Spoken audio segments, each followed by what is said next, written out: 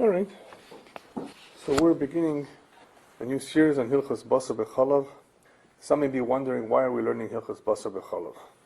You know, it's not the usual halachas that are learned, that are applicable on a daily basis, that one needs to know, whether it's Hilchos Shabbos, or even Hilchos Taaruvot Mishpacha, the family purity laws, or the halachas about brachas, and so forth. When one learns halachas, not only does he have, of course, a mitzvah, and it's not just about the knowledge of gaining insight into situations that may arise from time to time. If one learns halacha properly, then one needs to learn the makor. Learning the makor meaning learning the source. Where is the halacha taken from? And we're not only dealing with the Gemara per se, we're not just dealing with Rashi and Tosfos and Meforshim and so forth, who elaborate on the makor, but we're also dealing with psukim in the Torah, and trying to understand sometimes what the Torah really had in mind. In other words, what is the makor of the problem? We're not just learning the plain halacha. We want to know, if it's possible to know, what the Torah had in mind. Why is something asur? Why should it be asur? So in learning halacha, regardless of the halacha, we analyze. We take the makor, we learn what the various opinions may be, if there's more than one opinion, and we see how they arrived, each one how they arrived at their conclusions as to why something is the way they claim it to be. So this is called derech limud. Derech limud means there is an important aspect of learning Torah which involves knowing how to learn, not just absorbing information, not just having knowledge and memorizing it, but knowing how to learn. And knowing how to learn is a tremendous skill that is only acquired through proper training, through continuous learning of many Gemaras, Mishnayos, Chazal, Midrashim, where one sees the system, or I should say the method, on how the Tanoim and Amoraim, Rabbanan Savaroi, the Geonim, Rishonim and Achronim, and how they arrive at what they arrive. Psak halacha. What is a psak halacha? It is a situation that has arisen that may not be black and white, may not be clearly stated as such anywhere, in any sefer. But we have to take what we know. We have to use our foundation in halacha, in Gemara, and apply it to all kinds of situations, including new technologies that have surfaced, and figuring out what the halacha would be. What would the Tanoim say? In other words, what would the Torah say? What is the halacha in this event, if these are the circumstances? Basar b'chalav is complex, just like Taaruvot was. Taaruvot was more complex. It's complex because of many new concepts that not everyone is familiar with. It's not your typical. It's not the regular halachas that we have learned and reviewed perhaps many, many times. All of a sudden we are confronted with other ideas that for the most part, if one wants to become familiar with them, he has to learn Maseches Chulin. That Masechet is not a Masechet that they learn in yeshivas. It's not your regular Masechtas, Gemaras of Noshim, Seder Noshim and Nezikim, which are the most popular ones. But you know what? A lot of Chulin is more applicable today than many of the Gemaras that are in Noshim and Nezikim. Even though Noshim and Nezikim is applicable too, a lot of it is not. A lot of it is, at least, is not seen. We don't experience it so much, especially Yevamas, which is a very difficult Gemara to learn. And you know, even though Mitzvahs Yibum technically can apply today, and Chalitza of course applies, nevertheless, the intricacies in Yevamas are a tremendous mental exercise for those who've gone through it. So here in Basar b'chalav, with B'ezrat Hashem, we're going to be seeing something that is a little bit more familiar to us. And in Mitzvah Hashem, we're going to go a little bit deeper and not just satisfy ourselves with the regular halacha, because after all, we do want to understand the makeup on how the halacha is arrived at. So let's do a little bit of an introduction on Basar b'chalav. How is Basar b'chalav different than Taaruvot? Well, when we learned Taaruvot, we learned about a Taaruvot of something which is asur. It could be a nevela. It could be horse meat that got mixed in with kosher food. It could be dam. It could be an egg that's from a non-kosher bird. Right? These are all Taaruvot. And we have various examples, very interesting halachas in Taaruvot. Basar b'chalav is unique. Basar b'chalav is very different than Taaruvot because we're talking about two items, two ingredients that are both kosher. The basar is glat as it could be. And the chalav is chalav Yisrael lamehadrin. But somehow the mixture of the two is forbidden. Wow. Have you ever heard of something like that? The two ingredients should be kosher, but you can't mix them. Now we know that chometz is kosher a whole year. But on Pesach it's also okay. It's also unique. For a number of days it's asur, what we are allowed to eat a whole year. Basar b'chalav, I can't have it ever. I can't have it, of course, if it is cooked together, as we will see. Depending on, of course, on how the two are mixed, the Torah forbids it. So before we go into the halachas and the details of this mixture, what's wrong with mixing? Well, one way to look at mixtures is, if you learned a little bit of chemistry or physics, is that some mixtures of elements can be very explosive. You may have come across that example. Do you know what happens if you mix hydrogen and oxygen? Sometimes also. Oh, marriages? Yeah, okay. I guess so. Certain elements are not compatible. Elements, chemical elements, hydrogen, oxygen, can be very explosive. The fact you have hydrogen and oxygen producing water, that's already after the fact.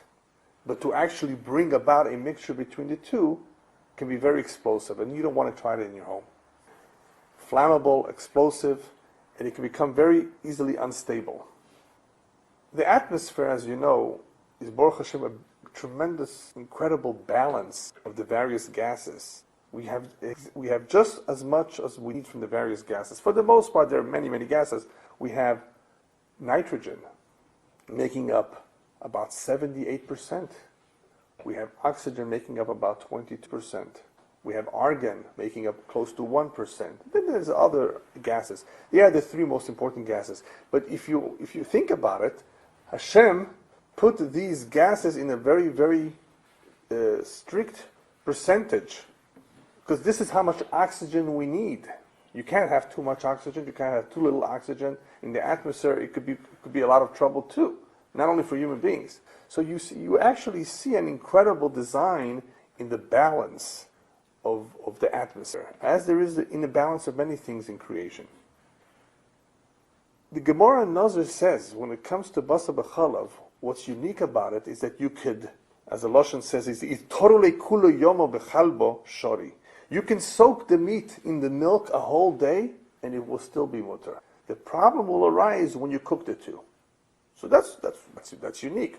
In other words, it's not just putting the two together. Somehow it has to do with cooking them. And what's different about Basar b'chalav than Shar Isurim that you cannot eat? Well, you find that with Shar Isurim, you may not be able to eat, and there are some that you cannot even benefit from, like Kilia, Kerem, right? You cannot benefit from, right? Orla, you cannot have hanoah from. You cannot benefit from it even. Not only can't you create Kilia, Kerem, you cannot benefit from it. Basar b'chalav has the additional issur. Now, not only can you not cook, not only can you not eat the combination of the two that were cooked, you cannot benefit from them, and you cannot cook the two together. In other words, the additional issur that's unique to Basar b'chalav over all isurim, even the strict ones that are asur b'hana, is bishul. It's an issur b'fnei. You don't find that in the whole Torah. You cannot cook something. What if somebody wants to cook, I don't know, Chinese food? Well, he can. There's no problem with that. You can cook anything you want. But you cannot cook a mixture of Basar b'chalav. So here you have various isurim in the Torah that are asur b'hana. That's very interesting too. Basar b'chalav outdoes them that it's also asur b'bishul, besides hana. However, malchus, by the way, lashes, you only get, according to most poskim, on bishul and achila, not on hanoah. Somebody actually benefits from Basar b'chalav, there would be no malchus. That's the way it's understood. That's from the Rambam. Malchus would not apply on hanoah. It would only apply on bishul and achila.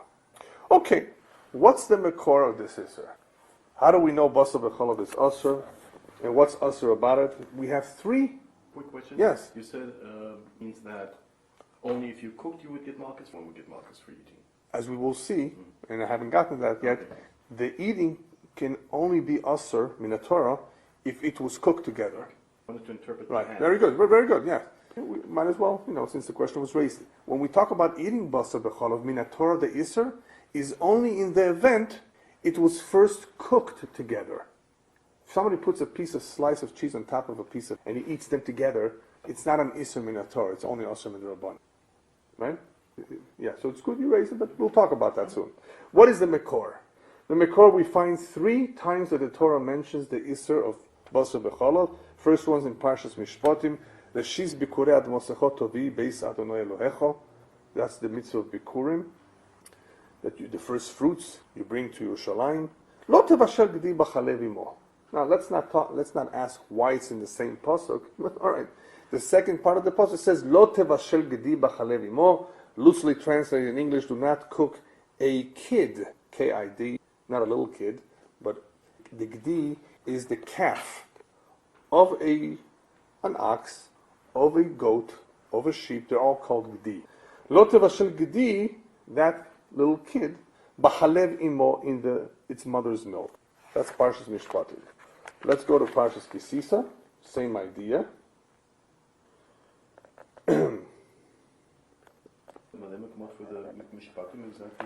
Sure. Parshas Mishpatim, it would be Perek Chov Gimel Pasuk Yud Tes. Parshas Kisisa Perek Lamed Daled Pasuk Chovov. And it's pretty much a repetition. Reshis bikuret moschotovi beis Adonai Elohecha lo tevashel gedi b'chalev imo. Okay, so far we have 2 psukim relating to us the same issue. Parshas Re'eh, which is in Sefer Dvorim, which is in Perek Yud Dalet Pasuk Chof Aleph, it says something a little bit different. It says lo tochlu kol nevela. We cannot eat a nevela. Now, what is a nevela? An animal that was not slaughtered properly, an animal that died. A kosher, a pure animal, that is. You cannot eat it. Well, what if one of your cows died? Well, la gera shebishorecha titeneno. You can give it to the non-Jew. B'achala, let him eat it. Oh, machor loch, you can sell it to a goy. Why can't you eat it? Kiam kodosha tol Adonai Elohecha. Here, there's a little bit of an emphasis that you are a holy nation. You cannot eat these. Lo tevashel gedi b'chalev imo. Once again, therefore, do not cook a gedi in its mother's milk. Here, of course, there's additional detail of Kiam Kadosh Atah, which is, of course, relating to the whole subject here of kashrus, but also it's in close proximity to the Isra of Basar B'chalav, which, as some Meforshim bring out, look, just for Basar B'chalav, we're already considered Am Kadosh. In other words, obviously, there's some great importance to the particular lav that we're told to stay away from, and it has something to do with Kedusha. That's all that the Torah tells us. It does not tell us the actual reasons for this Isser, just as it does not tell us the reasons for the majority of Isurim in the Torah. But what's interesting about this one is that this one is very strange, if we can call it that. Much more than anything else, because of what we just said. Each one is mutter, it's just a combination of the two. If the Torah tells me you cannot have frog legs, there's a delicacy in France called frog's legs. You cannot eat frogs. All right. The Torah tells us more or less, doesn't tell us the exact reason, they are unclean. Nothing to do with health, by the way. It's unclean. Okay. Shrotzim, insects, reptiles. Any unclean animal is, I guess, unclean. And we're going to be a holy nation. We need to be pure, maintain our purity. If we eat these things that are incompatible with us, with what we want to achieve, in other words, if we eat them, it will interfere with our mission. It will interfere with what we are supposed to accomplish. So Hashem says, I know that these things are not good for you. I created the world. Trust me. Okay, that's good enough. But at least there's some description as to what the problem is with these non-kosher foods. There's something unclean about it for us, not for Chinese, Japanese, or Koreans. They can eat it. They'll be strong and healthy and just fine. Nothing will happen to them. But Basar B'chalav? What's wrong with that? The Gemara in Chulin, Kuf Tes Vav Amid Beis, in elaborating a little bit about the Isser, by the way, Perek Shmini in Maseches Chulin Kol HaBasar is all about Basar B'chalav, the 8th Perek. Maseches Chulin, as we said before, deals with a lot of Yore Deah. So this is Shemini? Yeah. And then, in Perek Which Shemini, stuff did you say? this particular quote, and I'm going to quote now, is on Kuf Tes Vav Amud Beis.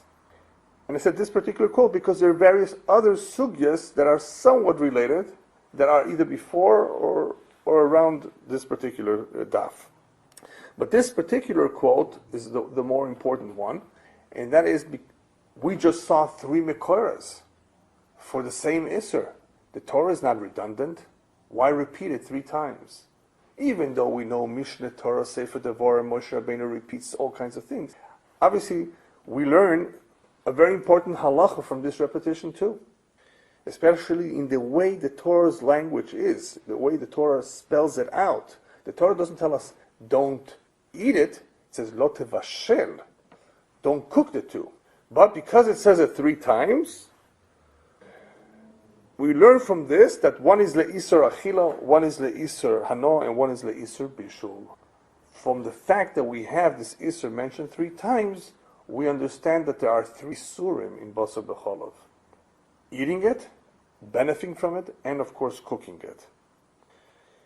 A little earlier in the sugya, you see Rav Ashi brings down Kuf Yud Daled Amud Beis, also another idea, and he mentions Rabbi Elyahu, because he's the one that learns this point, that kol makom shenemar lo ye'ochel lo tochlu echad isra achilu ve'echad isra hano b'mashma ad shepirit lecha hakosu ad sheyiforet lecha hakosu k'derech sheporet lecha b'nevela.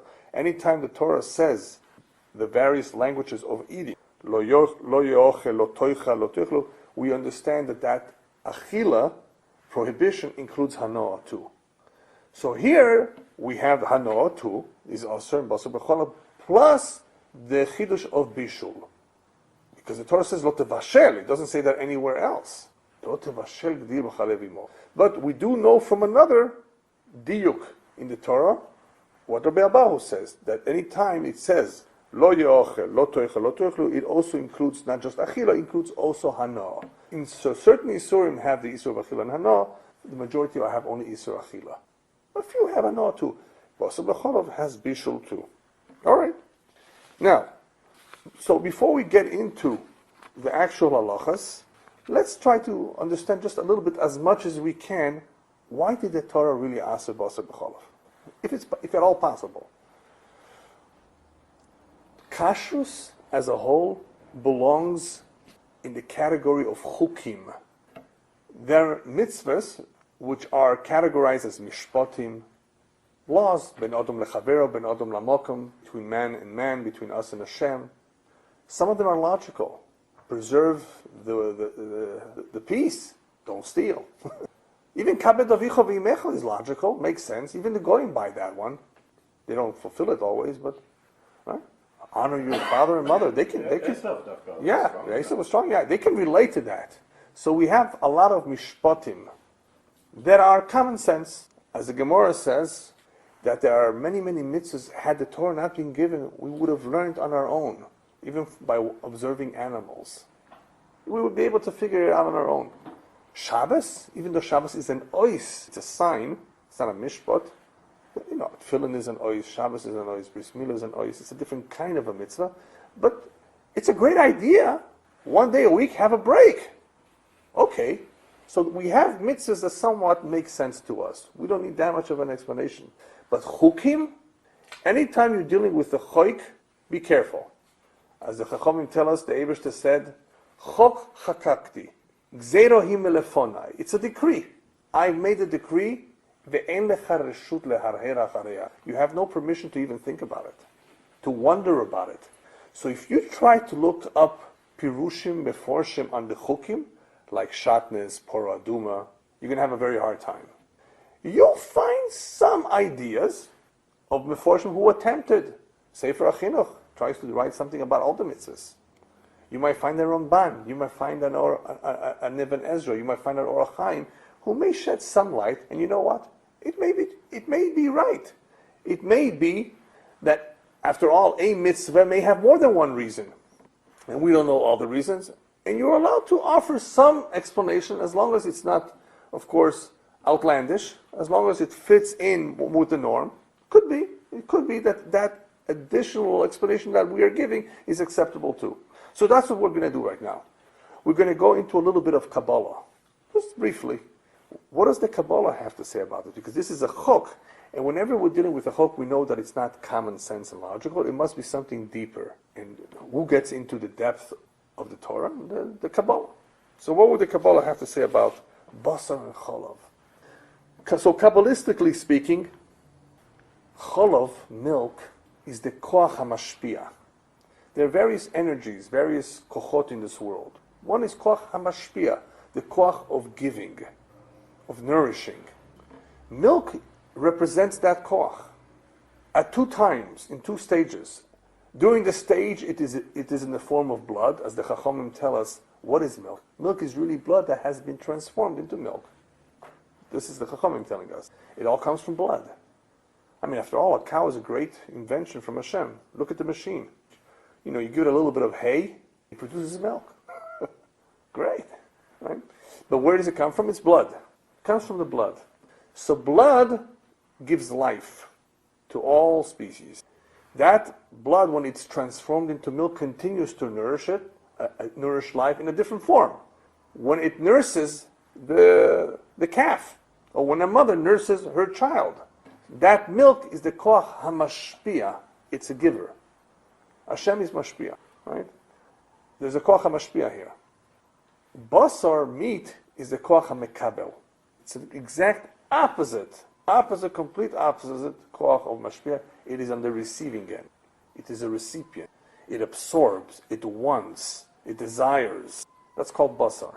All right. What else? Well, let's look at the color now. Why is chalav lavan? Chalav is white. Why didn't Hashem make it green? Well, the bile is green. It's an interesting color. It comes out white. Everything has a reason. Everything has a reason. Why are tomatoes red? There's a reason for it. Some tomatoes. There are other different colors. Chalav is white because white in Kabbalah represents midah sarachamim. It represents the midah of compassion and pity. And basar is red. At least in some form it's red. It represents the midah sadim, the attribute of justice. So through the colors, two exact opposites. As we said before, some opposites don't attract, don't get along together, are not compatible with each other. So here we have, if you want to look at it this way, again, this is just another, perhaps, interpretation, Kabbalistic interpretation of two kochot negdim or menugadim, two complete opposite forces in the world that Hashem says they cannot mix together. Do we have this anywhere else in the Torah? Of course, you have something called kilayim. Kilayim is not a problem of cooking, but it's a problem of mixing. And there's different kinds of kilayim. There's wool and linen. There's the kilayim of crossbreeding certain animals. There's the kilayim of plowing a field with a shor and a hamor, with an ox and a donkey. This is all kilayim. You cannot do it. Because perhaps they all represent certain kochot that are contrary to each other. I mean, wool and linen. What's wrong with that? You know how useful linen is on a wool suit? They put it sometimes around the buttons to make sure it doesn't fall off. It's really strong, expensive suits. Put it in the back here in the collar. Strong. No, we cannot have it. We cannot wear it for some reason. It's a chok. Chokim we don't understand. Hashem said so. That's our regular answer and explanation for a chok. Hashem said so. And we trust Him that it's for our benefit. But perhaps it has something to do with kochot menugadim, with various powers or energies in this world that are completely opposite to each other. Hashem says, you know what? These two don't go together for some reason. All right, then why can't I cook them together? The main problem is the cooking, because cooking is the most powerful way of combining the two together. Just putting one on top of the other, you're not really combining them. The bishul, if there's a problem of putting them together, I would assume bishul will be the most problematic of all, because that is what accomplishes the combination more than anything else. Much more than just eating it together. Bishul, completely they join, right? And that's why bishul is the one that is being emphasized here more than anything else. Because bishul is what it does. It combines the two. And because, of course, since this Isur is for some reason a very serious Isur, not just an ordinary Isur. The Torah, of course, says it's not only Asur Bebishul and Be'achila, it's also Asur Behano. When something is Asur Behano, wow. The Torah says, no, it even benefits from this. And this Isur of Hano, of course, is going to come in, it's going to appear from time to time. We're going to have to deal with it if it ever happens that somebody by mistake missed it too. What happens to the pot? What happens to the mixture? Do you have to throw it away? What about feeding it to the dog? Answer is no. Isur Hano means you can't feed it to the dog. You can't, even if it's not your dog. You enjoy giving it to an animal. That's called Hano. So once something is Asur Behano, it's out.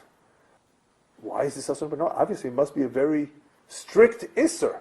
Very strict. That it's also, therefore, Asur Behano. Alright. Now we can get into the Halacha just a little bit. And the Mechaber pretty much quotes the Tur. Tur and Beis Yosef pretty much are in sync. I mean, they're not that, so far things are pretty clear.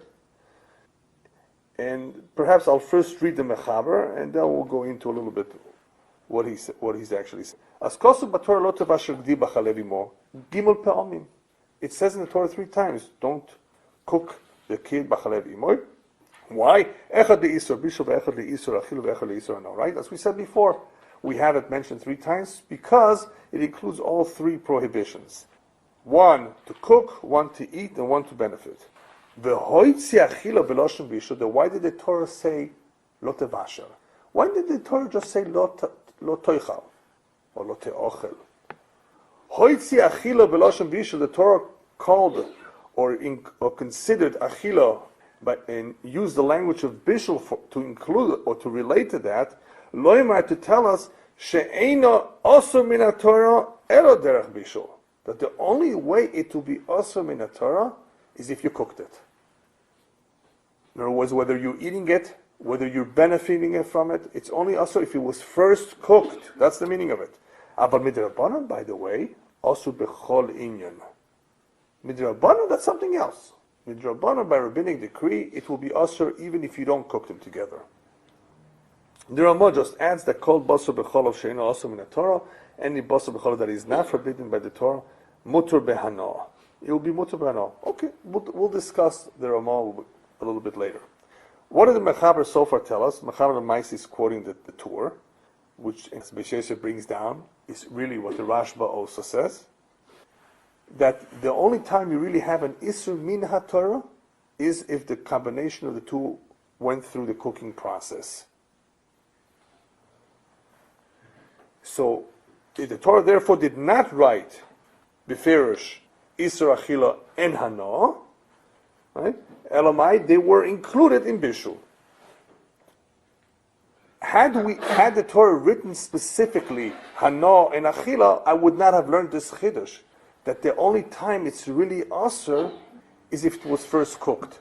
The fact that the Torah used the Lashon Bishul instead of any other Lashon is to tell us that the only way Achila would also be Asur and Hano would also be Asur is if it was first cooked. So that is why the Torah uses that Lashon of Bishul. Now, what about Gdi? What does the Torah say? Lo tevashel Gdi.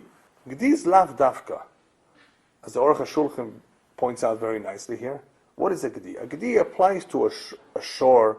It applies to a bull. It applies to a sheep. It applies to a goat. It applies to the calf of every one of these animals. Gdi is a calf, unless the Torah uses the term Gdi'izim. Remember where the Torah used Gdi'izim? Who sent the Gdi'izim as a collateral? Or as a gift, actually, as a payment. Yehuda to Tamar. There it says Gdi Izim. So that's more specific. A calf of a goat. Here it doesn't say what kind of a calf, it just says Gdi.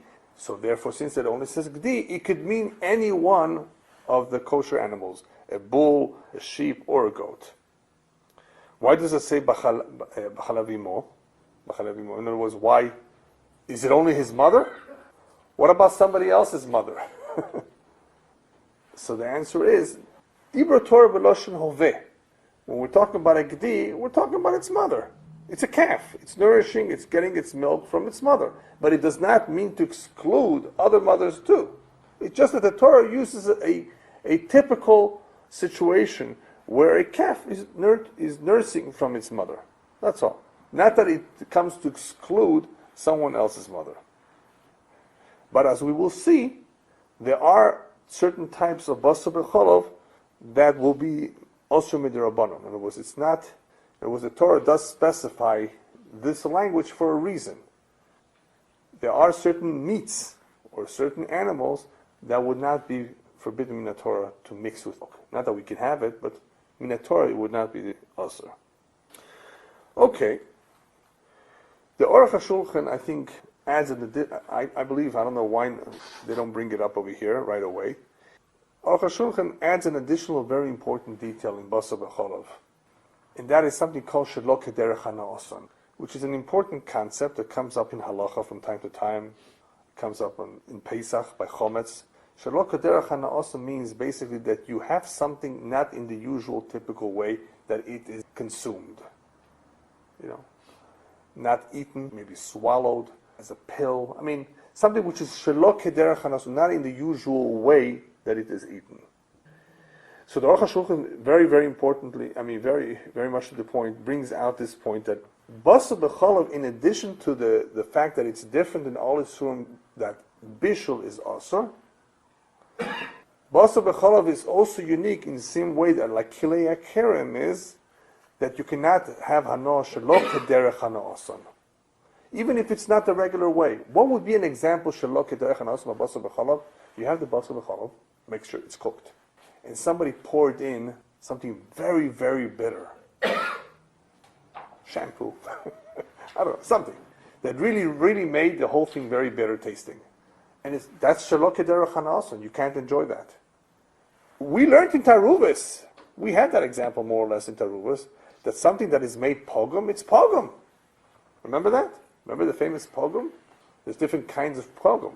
Pogum because it was overnight in the keli.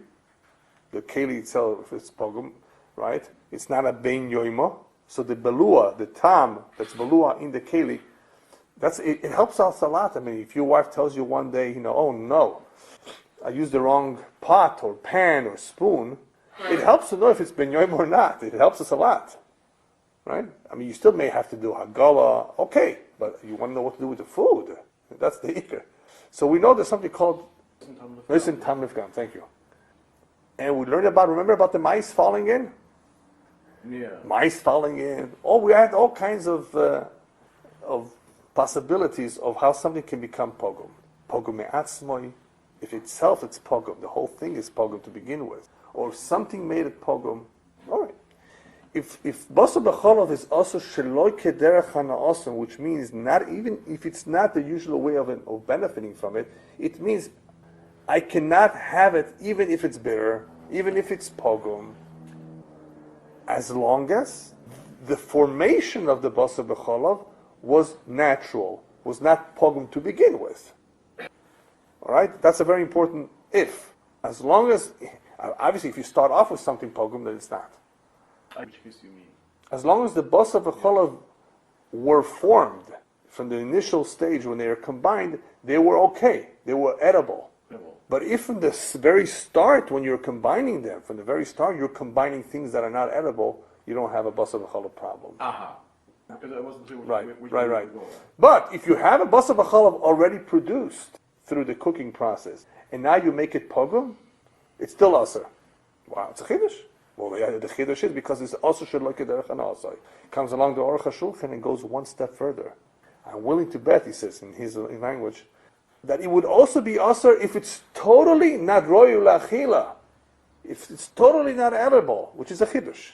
And he's relying on the Rambam. And if you look at the Rambam, or where he takes it from, it makes sense. The Rambam seems to be saying that. More or less. It's not everybody would agree with this. No, achila, yeah. Even if it's totally not edible. It's a big chiddush. But if you say something is asur afilu shelo kederech hana'asan, there is that possibility that basar b'chalav therefore would be asur if it's not roy la'achila. That's a very big chiddush. So that's the Aruch HaShulchan. I thought that was important to include. Yes. Okay, but it started off enjoyable basar b'chalav. Right. And later, you said that does not take asur. Oh, right. Well, basically, what you would blemish of the pagam in the case that it's something that is already asur. back into something, and why would one think that a bad taste of that koyach? The basar b'chalav, when it came together, perfectly enjoyable, was forbidden. Right. It was already asur. Now you add something that gives it a bad taste. Why would that revert it back to something that's... It's not reverting. I'm saying, you said it doesn't. You said Right. it remains forbidden. Okay, so you're asking why would it? Yeah, why okay, would it? Very good question. Why should it make a difference? Why Something should that it is have also such a why? Very good point. And the way we learn this from is because if you look at all other isurim, it says the isur there beloshan achila. And since by all other isurim it says you cannot eat, if something is not royu le'achila, it's not an isur. So that's over there where it says beloshan achila. Here it doesn't have a loshan achila. achila. In other words, the act that is outlawed is not to be performed when it's tasty. Right. Exactly. But here we said hana'ah. You're not allowed to benefit. Even benefit. Right. So if you're not even allowed to benefit, I don't care if it's eat. Exactly. So there's some benefit. Right. Exactly. Here it doesn't have a lashon achila by basar b'chalav. Therefore, we learn from this that it would include, like Ilan said, even a hana or something which is not even edible, so edible, because it's any form of hana. That's how the language makes a difference here. By other isurim, it says a lashon achila. So if something is not achila, worthy of achila, it's not asa. That's how we know noisim tam nifgam. By all of them, it says lashon achila. Just over here, it doesn't say achila. So therefore, we have, besides the bishul, we have also behano and also shelo kederach hana also, which you only find by kilei akerem. I think. Why is I'm that? not sure that. No, in general, noisim tam nifgam it is. Because noisim tam nifgam is not mistaken in tam ke'ikr. Because it's not in tam nifgam. So tam does not have, so it fails. Test of tam is ki. Well, yes and no. I mean, tam ke'ikr is another idea, and we hold tam ke'ikr, right? Right. So and noisim tam nifgam is, even though you're right in applying it to the tam, but I was borrowing it or trying to use that idea with general gam, because the general idea of gam applies whether it's tam or the actual food item. Yeah. All right. Now getting back to what the Ramah said. Ramah says that kol basar b'chol she'ena also in the Torah is mutar behana.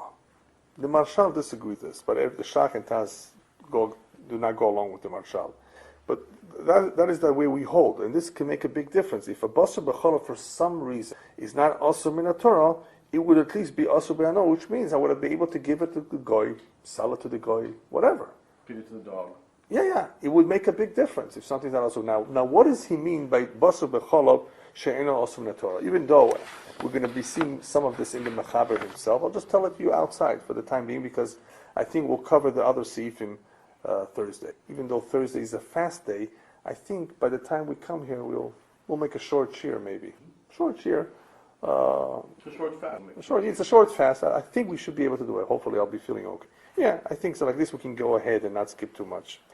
So, what are the circumstances where basar b'chalav would not be awesome in the Torah? Well, first of all, you have the famous one, chicken. Chicken and milk is not awesome in the Torah; it's only awesome in the Rabbanan. Another possibility is we will see chaya, a deer, venison as they call it. It's not awesome in the Torah. It is awesome in the Rabbanan. You can't do it. Why can't you do it? Because obviously people are going to easily make the mistake.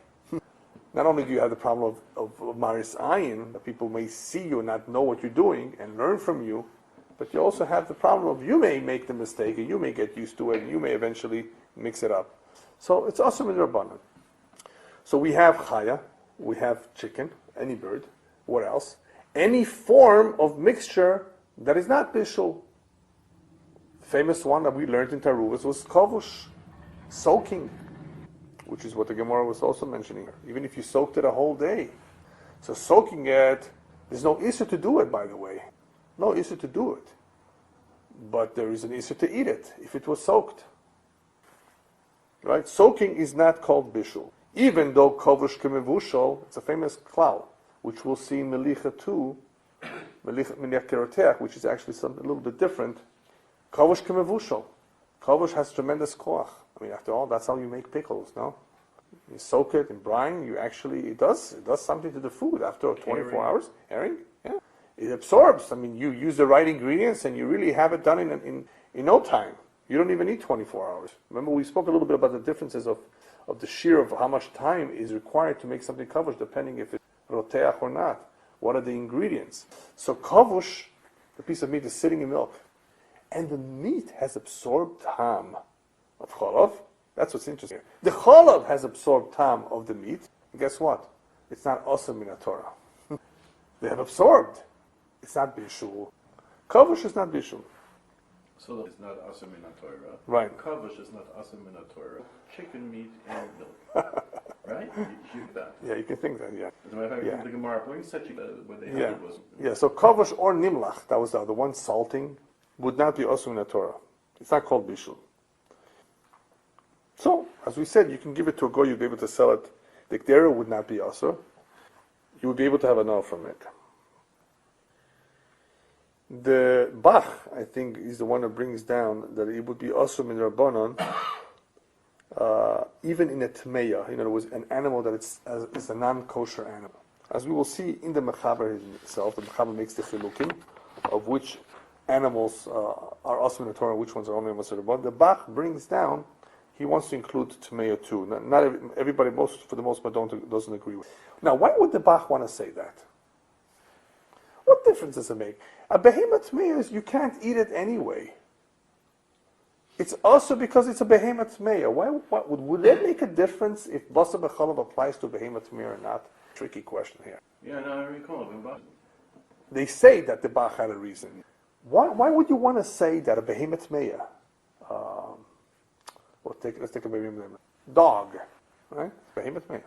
It would qualify. There would be a basar b'chalav problem here. And the Beis Yosef argues.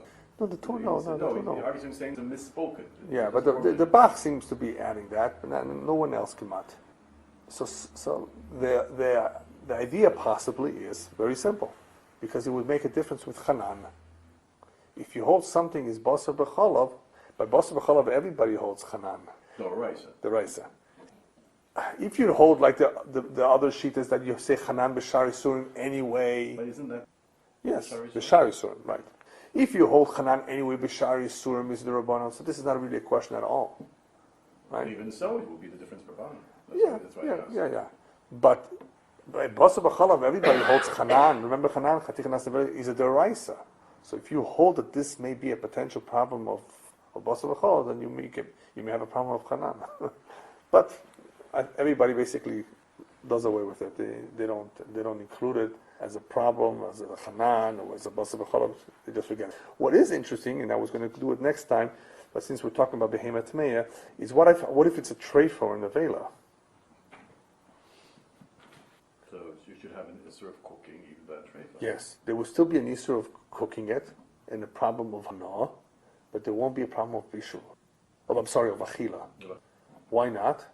We didn't eat it anyway. Ein isur halal isur is another cloud. One isur does not go on top of another. So we already have an isur of achila. Then you don't piggyback another isur on top of it and be mechayiv you for the two.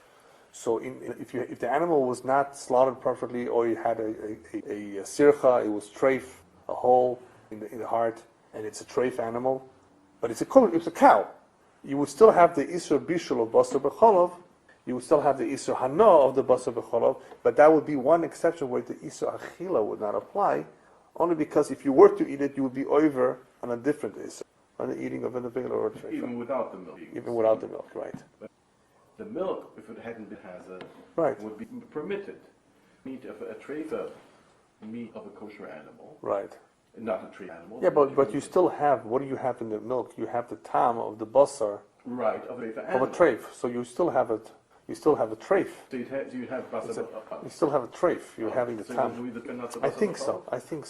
I think so. Right? No, but it would make a difference with respect to Hana and no. That would Not really. Not by the milk. Yeah. Okay. Also, what that makes. Yeah. All right. Let's perhaps just finish with one more idea, because what I want to do Thursday, next time, is go through the various forms of cooking in shiurim. Cooking, we just eliminated kavush. Even though kavush is usually kimavusha, we eliminated that from being an isur Torah. But what about frying? What about frying a piece of meat in butter? What about kli rishon? What about irui? These are concepts that we're somewhat familiar from Taaruvot, but you may have come across it in Hilchos Shabbat. when we say cooking, what temperature are we talking about? Rav Elyahu has a tshuva on micro ovens, basar b'chalav. You hear that? Microwave. Are you over cooking using a microwave? How about that? And he says yes. Why? Because the people use that to cook today. So that's a form of visual. And also, true, the way it up, let's say, is not through fire. Right. But once that temperature, right, it is properly cooking. That's why even if you were to do it outside in the heat, in the sun, could be, So this is what we'll talk about next time. In other words, the various kinds of heat, real heat, not kavush, real heat. Kli rishon, kli sheni, irui, tator gava. Remember that? Sitting on top of the other, right? And frying, roasting. No liquid is involved. Tzli, right? So we'll talk about the various differences between them. Plus, we'll talk about shiurim. But just quickly, just about it, when talking about shira, we know by now that for the most part, the shira of isur ba'achila is kazayis in the Torah. Chatzi shir, you don't get malchus. Right. It's still asur, but you don't get. It's not the real lav. Chatzi shir. Why is chatzi shir asur? Because it could be mitztaref, one after another. It's very simple. You're going to eat a half. You're going to eat a half. You can easily make up for the whole isur in chatzi shir. So chatzi shir is also asur in the Torah. So, but the shir is a kazayis for achila for the most isur kazayis. So the question is, I saw a very nice question. If the shir is a kazayis b'achila, what would be the isur, or what would be the shir of hanoah? Would it be kazayis too? But hanoah, you don't really have the svara of chozid lenistarv, that it's going to combine. Is there a shir for hanoah? Would it be the same? Is that what we said? No. So that's by chometz, by avodah zarah. So the Pri Megadim has this suffix, very interesting Pri Megadim, that goes through this question. If we say chatzi shir menator legabe hanoah, besides, in other words, what is the shir? And do we say chatzi shir legabe hanoah? I think the Kaf HaChaim brings down, I think the Aruch HaShulchan also says so, that there would be an issue of chatzi shir. Some, of course, would say that would apply, that would be a kazais. Pischei Tshuva brings down that this question would also apply to bishul, by the way, not just to hanoah. What would be the shir on bishul for you to be over the shir of the issue of basar b'chalav? Anyway, I saw Rabbi Akiva Eiger. Rabbi Akiva Eiger has a whole different kivun, direction over here. He says when it comes to the issue of hanoah is the issue of hanoah is b'shaveh pruta. That if you have a shaveh pruta, I don't know what a shaveh pruta would be today. I mean, a dime. Somehow linked to silver. Yeah, obviously, depending on how you link it. It would have to have some value, a little bit of a value that we call it pruta, shaveh pruta. And the shir bishul would be the kazayis, of course. Well, then we have by bishul bishul. We're going to talk about that too. How long does the shir? When we talk about the various forms of cooking, we spoke a little bit about the Taaruvot too. How long does it have to cook? Obviously, you want temperature, quantity of how long it has. And how long is it? So by bishul, as far as the shir is concerned, of how much of a basar of a challah, it would also be a kazais. By achila, we know that it's kazais. But by achila, remember, the issur of eating the kazais is only after it has been cooked.